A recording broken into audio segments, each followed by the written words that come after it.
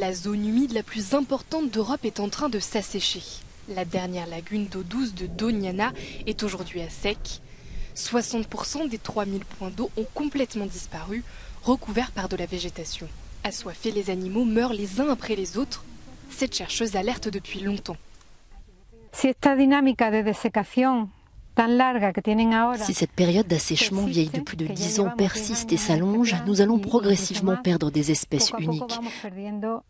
En d'autres termes, nous sommes en train d'assécher Doñana et d'appauvrir sa faune et sa végétation.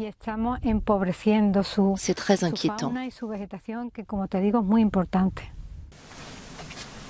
L'enclave est un passage essentiel pour les oiseaux qui migrent vers l'Europe du Nord ou l'Afrique, dont certains sont en danger d'extinction.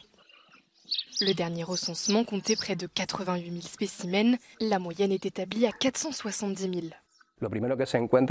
Lors du voyage et à leur arrivée, les oiseaux découvrent qu'il n'est pas possible pour eux de trouver de la nourriture ici et qu'ils devront trouver un plan B.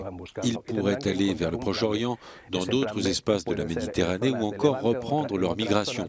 Quoi qu'il en soit, cela signifie avant tout une diminution de leurs chances de survie. Outre le manque de précipitations, l'extraction de l'eau pour des besoins agricoles et humains aggrave la situation. La zone est pourtant classée réserve de biosphère et inscrite au patrimoine de l'humanité.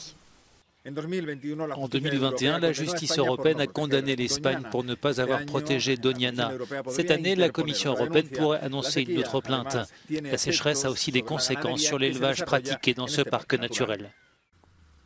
Ici cohabitent 4 espèces indigènes de moutons, bovins et chevaux. Les agriculteurs ont dû dépenser jusqu'à 8 000 € en un trimestre pour éviter la mort des animaux par famine. Dans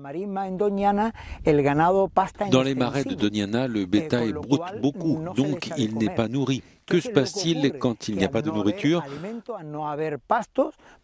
Comme il n'y a pas de pâturage, cela signifie que nous devons les nourrir nous-mêmes. Les scientifiques insistent, sans arrêter l'extraction d'eau, retarder le changement climatique ou sans agir pour créer des réserves d'eau artificielles, le pronostic est sans appel. La zone humide va encore se transformer par rapport à aujourd'hui. Elle aura tendance à ressembler davantage à un système de lagunes nord-africain. Il va falloir s'y habituer. Que Doñana reste une source de vie ou devienne un écosystème appauvri dépend ainsi des décisions immédiates des dirigeants.